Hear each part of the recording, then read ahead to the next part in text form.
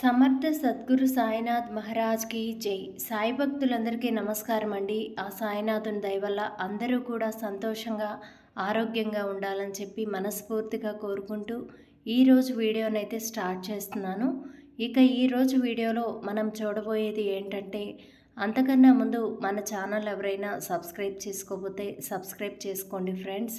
అలానే వీడియోకి ఒక చిన్న లైక్ ఇవ్వండి. నన్ను తలుచుకొని నీ మనసులో ఒక నెంబర్ అయితే తాకు అని చెప్పి బాబాగారు చెప్తున్నారండి.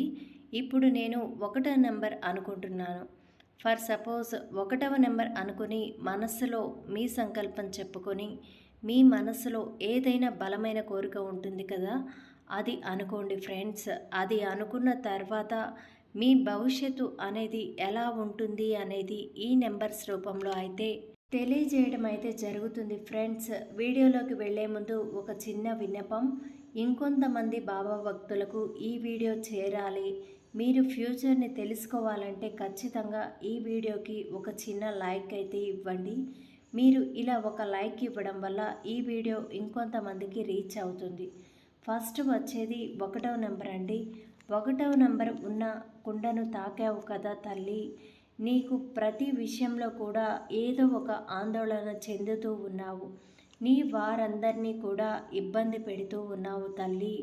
ఎవరో వచ్చి ఏదో అన్నారని ఆ విషయం నువ్వు మనసులో పెట్టుకుని అదే ఆందోళన చెందుతూ పదే పదే అలా ప్రవర్తించడం మంచిది కాదు తల్లి. జాగ్రత్తగా ఉండు.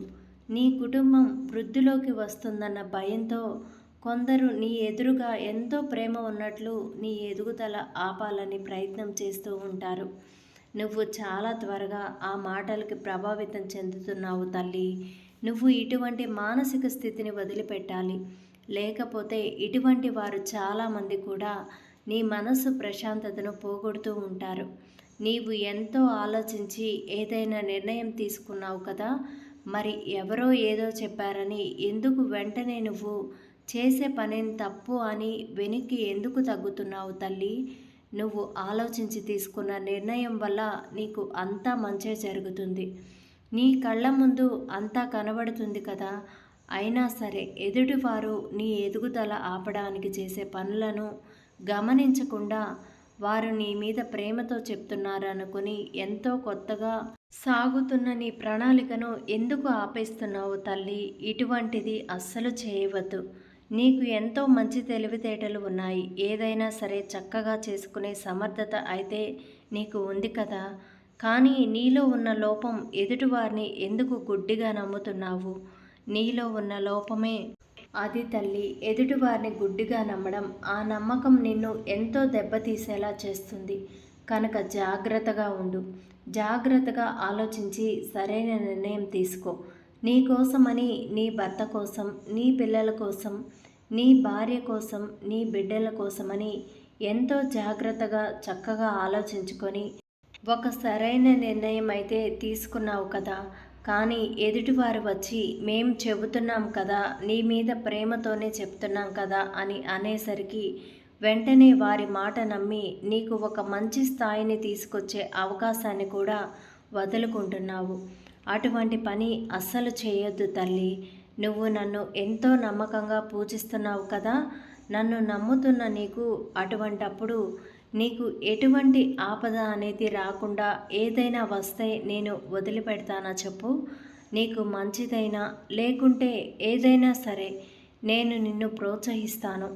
నీకు ఏదైనా ఆపద వస్తే నేను కాపాడుతాను కదా. నీకు తెలియచేస్తున్నాను తల్లి, ఎవ్వరి మాటలు నమ్మి నీ భవిష్యత్తును అస్సలు పాడు చేసుకోవద్దు.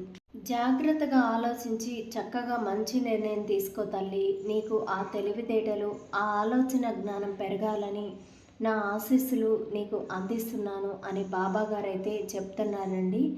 ఇప్పుడు 2వ నెంబర్ తాకిన వాళ్ళకి, 2వ నెంబర్ నువ్వు తాకావు కదా తల్లి, అనేక రకాలైన సమస్యలతో నువ్వు బాధపడుతున్నావు. వాటి నుండి ఎలా బయటపడాలో తెలియక సతమతమైపోతున్నావు కదా. ఎన్ని పరిహారాలు చేసినా ఎటువంటి ప్రయోజనం లేకుండా పోయింది. అనుక్షణం కూడా నువ్వు ఏ విషయం పైన అయితే ఆందోళన చెందుతూ బాధపడుతున్నావు తల్లి. నీ వైపు మంచి కుటుంబానికి ఎలా న్యాయం చేయాలో తెలియక సతమతమైపోతున్నావు కదా. కుటుంబం గడవటానికి కూడా కష్టమైపోతున్న రోజులు, అయినా మంచిగా మార్చుకోవాలని తెలియడం లేదు కదా. నువ్వు చేసే ప్రయత్నం కలిసి రాక ఇబ్బంది పడుతున్నావు కదా తల్లి. ఎన్ని ఆటంకాలు వచ్చినా సరే, ఎన్ని ఇబ్బందులు వచ్చినా కూడా నువ్వు నన్ను స్మరించుకో అని చక్కబడేలా నేను చూసుకుంటాను. నువ్వు ఏం చేయాలో అర్థం కాక విసిగిపోతున్నావు కదా తల్లి. కుటుంబాన్ని ఎలా పోషించాలో అర్థం కాక ఎంతో ఆలోచిస్తున్నావు. బిడ్డలు ఎదిగే సమయంలో వారికి ఏమైనా సదుపాయాలు సమకూర్చలేక సతమతమైపోతున్నావు. నువ్వు చేయాల్సింది ఏమీ లేదు తల్లి. ప్రతి శనివారం కూడా ఉదయం కానీ సాయంత్రం కానీ ఆ వెంకటేశ్వర్ని నమస్కారం చేసుకొని ఆ స్వామి సన్నిధిలో 108 ప్రదక్షిణలు చేస్తూ ఉండు. ఆ వెంకటేశ్వరుని నామస్మరణ చేసుకున్నావంటే ఆ వెంకటేశ్వరుడే మిమ్మల్ని కాపాడుతాడు తల్లి అని చెప్పి, మీకు కష్టాలు తీరే వరకు ఆ వెంకటేశ్వర స్వామి తోడుగా ఉంటాడు. అలాగే మీ కుటుంబాన్ని ముందుకు తీసుకువెళ్ళడానికి ఎంతగానో సహాయం చేస్తాడు.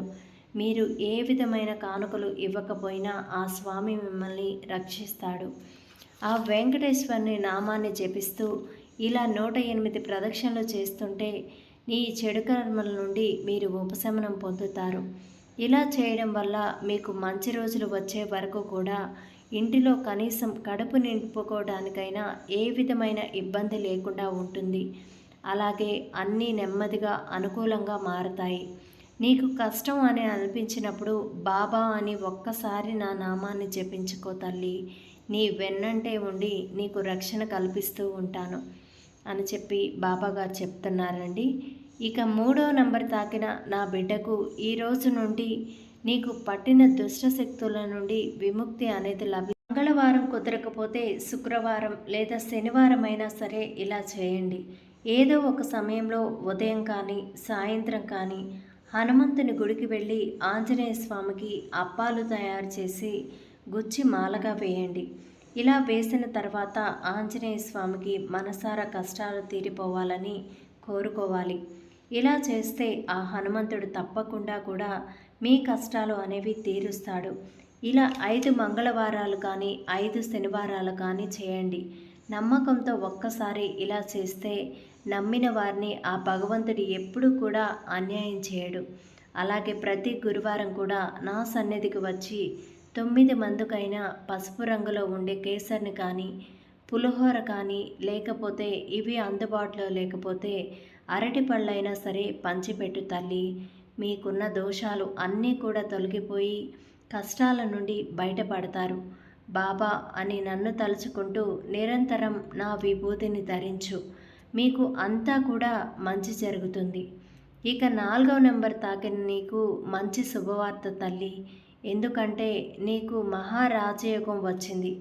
ఇక నీ రాజయోగాన్ని ఎవ్వరూ ఆపలేరు. ఎన్ని సంవత్సరాలు అవుతుంది తల్లి నువ్వు మనసారా నవ్వి, ఎన్ని సంవత్సరాలు అవుతుంది తల్లి నువ్వు కడుపు నిండా తిని నువ్వుగా చేసిన ఒక్క పొరపాటు పనికి సర్వస్వం కోల్పోయి కుటుంబాన్ని పోషించలేక ఈ స్థితికి వచ్చారు కదా. అయిన వారి దగ్గర కాని వారి దగ్గర కూడా అప్పులు చేసి చులకనయ్యావు కదా. ఈ అప్పుల బాధల వల్ల మీ కుటుంబంలో కలహాలు ఎక్కువగా ఉన్నాయి తల్లి. మీ ఇంట్లో వారికి సఖ్యతతో ఉండలేకపోతున్నారు. కానీ వారు నిన్ను ఎల్లప్పుడూ కూడా గౌరవ మర్యాదలతోనే చూసుకుంటూ ఉన్నారు కదా తల్లి. నిన్ను కాస్త అయినా సరే కుదుటపడేలా చేయడానికి వారు చేసే పనులు చేస్తూ కొంత భారం తగ్గించారు. ఇకపై నీ భార్యాబిడ్డలపై ప్రేమ చూపించు. నీ మనస్సులో ఉన్న ప్రేమని వారితో పంచుకో. ఎల్లప్పుడూ కూడా నీకు తోడుగా ఉండేవారు వారే కదా తల్లి. వారు సరదా సంతోషాలు కూడా నువ్వు తీర్చగలవు. ఎందుకంటే నీకు పట్టిన రాజయోగం మామూలుది కాదు. ఇప్పటి నుండి నీకు అంతా మంచి జరుగుతుంది తల్లి. ఇప్పటి నుండి నీకు గౌరవ మర్యాదలు కూడా ఎక్కువగా ఉంటాయి. నువ్వు అనుకున్నది ఏదైనా సరే నీకు జరుగుతుంది తల్లి. త్వరలోనే నువ్వు కొత్త గృహాన్ని కూడా నిర్మించుకుంటావు. నీ పిల్లలకి చక్కటి భవిష్యత్తును ఇచ్చే బాధ్యత నాది తల్లి.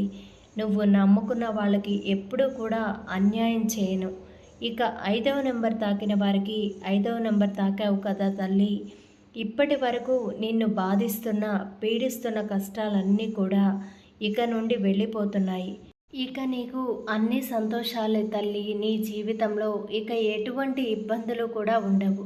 నీ బిడ్డలు మంచి ప్రయోజకులవుతారు తల్లి.